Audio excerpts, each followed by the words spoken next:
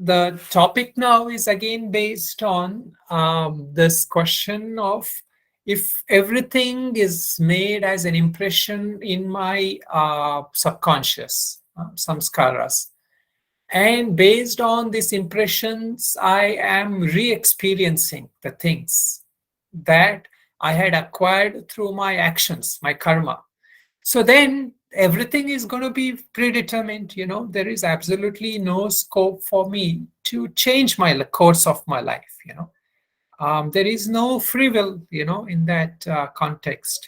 So this term predeterminism, see, when we what is called as fate, if we translate fate as karma, then what happens is then there is no scope for free will. Then karma means everything is predetermined. I don't have any choice in my life.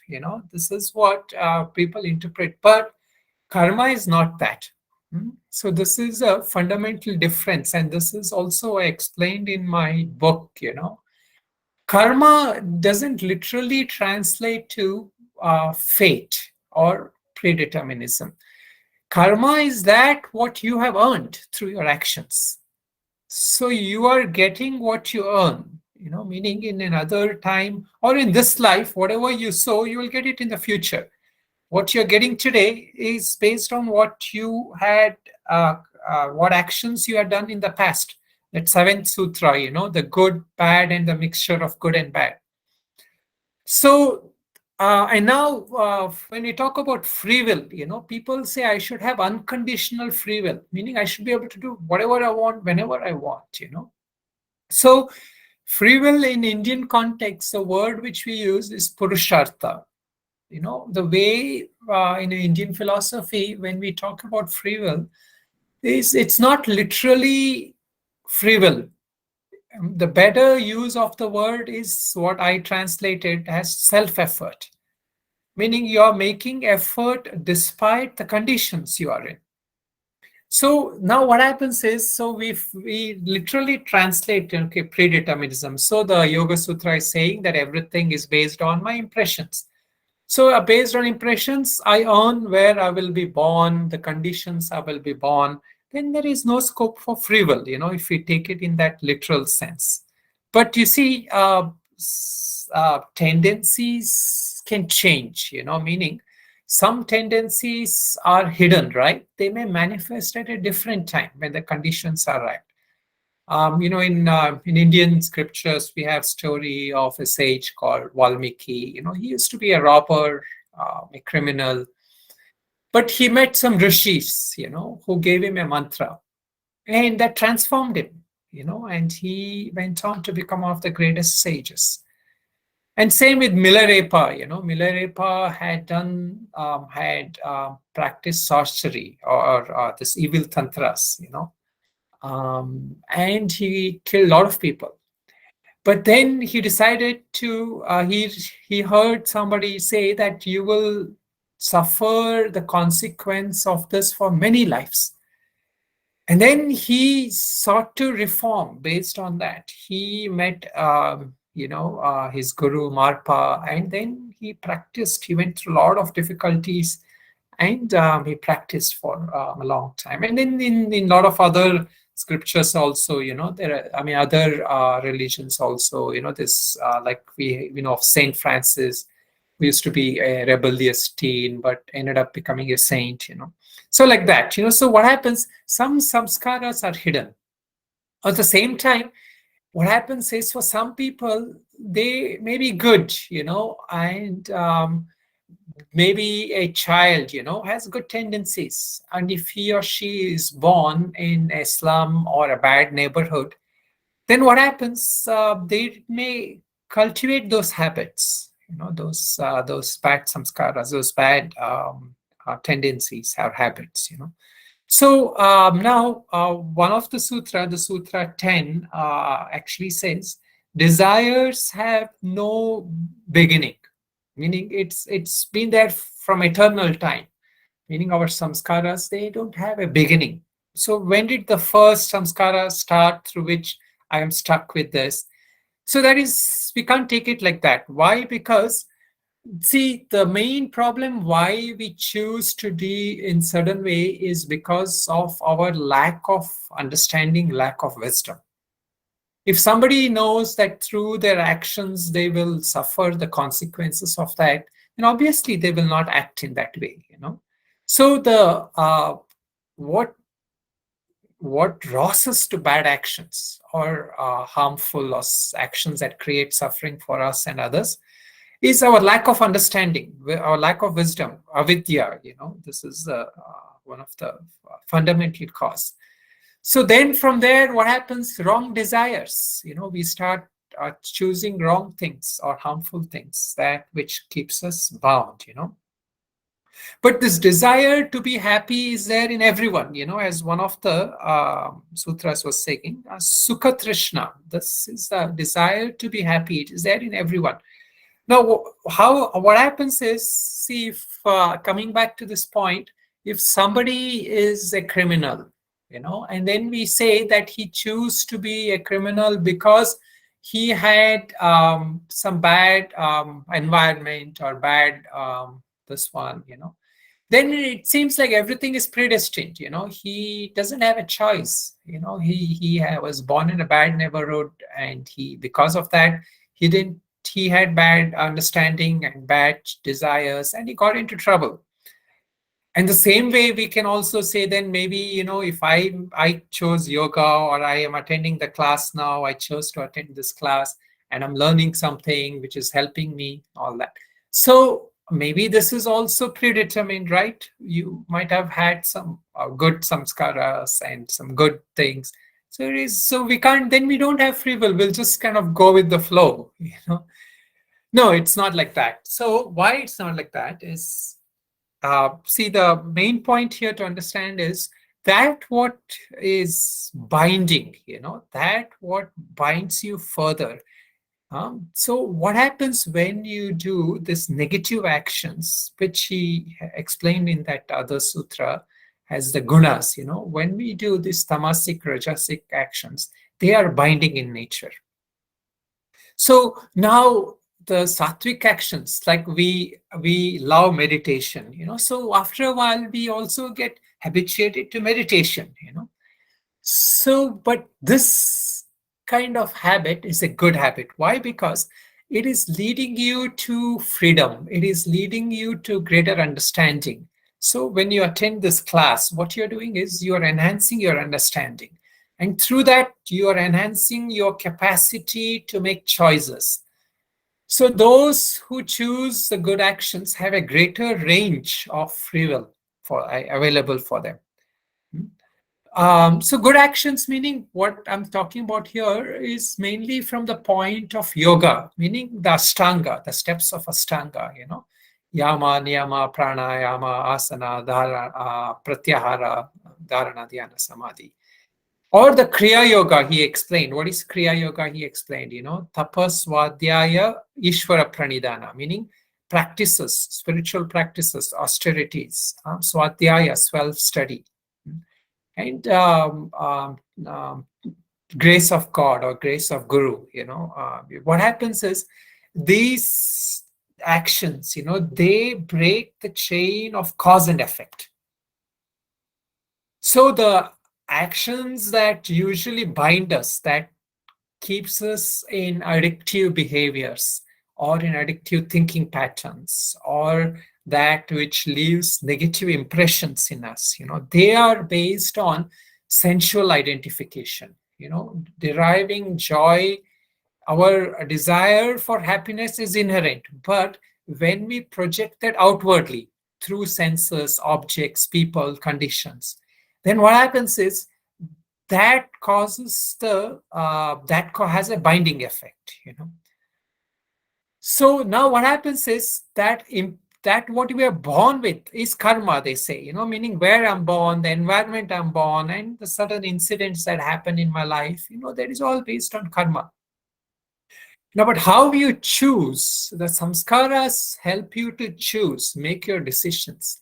And if you have a more range of positive actions, samskaras, then slowly you will come towards yoga. And through yoga, what will happen is you will slowly break that chain, the chain of karma. So the intention to even go beyond desires, sensual and egoistic desires, only happen when you take to spiritual practices or the yogic practices.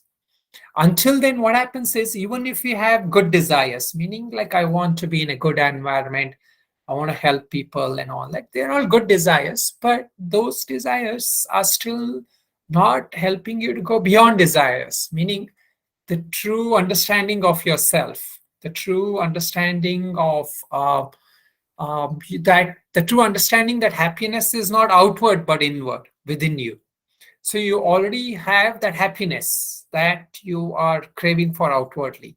So all this kind of is what will break that desire for objects or for things that we are doing outwardly.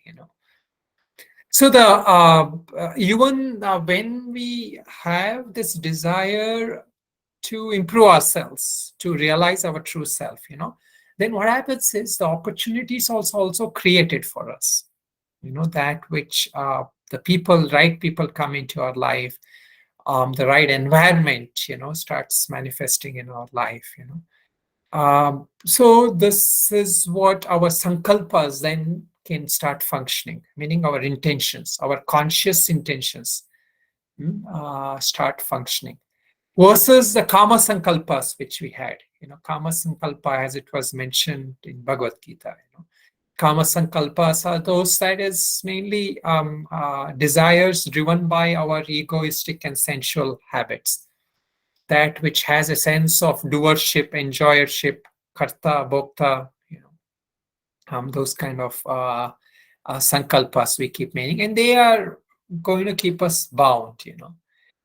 So now the point again comes back to seeing how much free will do we have. Okay, so here what happens is that for most of us, even the choices that we are making, these are based on our past impressions. So a lot of times when we choose certain things, we choose a job, we choose a place, or we choose a partner, or we choose some major things, we feel that I'm actually making a decision. Like you all chose whether or not to come to this class. So it was your decision. You made the choice. You could have done something else, but you chose to do this. So this is also samskaras. This is also, based on your past impressions. You made that choice. So there is no really free will from that point, right? But the way the yoga differentiates is the action that led you to this, at some point there is a bias, there is a impression that is drawing you to make a certain decision. But it is not 100%. Meaning, depending on people, that there is a certain percentage. There is a percentage of freedom you have. And based on the actions you do on that, you create the next step, which is in bondage, whether you go further into bondage. So if you act based on your past impressions, then you're going back you're deepening that impression. But if you act in a much more freeing, new, or a liberating kind of choice, or a chosen intention, that which you have chosen, your resolution or your intention, then that breaks that range starts getting bigger and bigger. So technically, as my formula is this: for most people, the choice is only 20%. Even the decisions we make, we are 80% led by our impressions. But the more we practice, the more we do yoga, the more we do spiritual practices, especially meditation and other things, the range of our choice gets wider. So we end up having like a yogi. A yogi has 80% or even 90% free will, and it's only 10% of his life is predetermined in that sense. So there is, of course, the what is called as the prarabdha karma. And there is quite a bit of discussion on this, on what is prarabdha karma. Um, so this is just an overall, just trying to overall summarize the understanding of uh, karma and purushartha, meaning more broadly translated as free will, has predestiny and free will. Okay, so in order to summarize, in our Indian context, when we translate destiny, we generally say it as karma. But karma doesn't mean that it is fixed. This is how your life is going to be. Karma is what you earn. So your good actions will earn you good karma. So it's like you work for a month in your office, you make money, you get money in your bank account. You decide not to work, then whatever is there in your bank account will go away, right? So like that, karma is like that. It's an account. And then now, purushartha, what we say is not that unconditional favor that I'm able to do anything anywhere. Like if somebody is born lame, then he obviously cannot be a Grand Slam champion, at least not in the thing. So, but yet within his conditions, he can still participate in some sport or something and excel in his own way. So like that. So the self effort is a better way to translate free will. Okay, so I think I'll leave it at this. This topic is a exhaustive one, and if you want to ask any questions, you all can ask any points. But main aspect of this is that fate and free will. When we understand from a yogic perspective, it's that it is true that a lot of our actions are fated because we have impressions in our mind. So, how does a yogi be free? The yogi's way to be free is you break the samskaras, you change the samskaras, meaning first you move from a negative or a bad sense of self to a good sense of self, you know and then you move from there to realizing your true self, meaning consciousness. So these are the steps of yoga. So yeah, I'll